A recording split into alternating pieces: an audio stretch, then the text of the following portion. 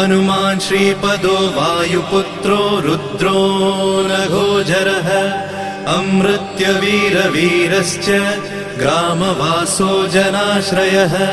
धनदो निर्गुणः शूरो वीरो निधिपतिर्मुनिः पिङ्गाक्षो वरदो वाग्मी सीताशोकविनाशकः शिवः शर्वपरो व्यक्तो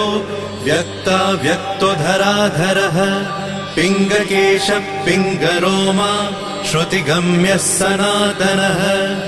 अनादिर्भगवान् देवो विश्वहेतुर्जनाश्रयः आरोग्यकर्ता विश्वेशो विश्वनाथो हरीश्वरः भर्गो रामो रामभक्तः कल्याणप्रकृतिस्थिरः विश्वम्भरो विश्वमूर्तिर्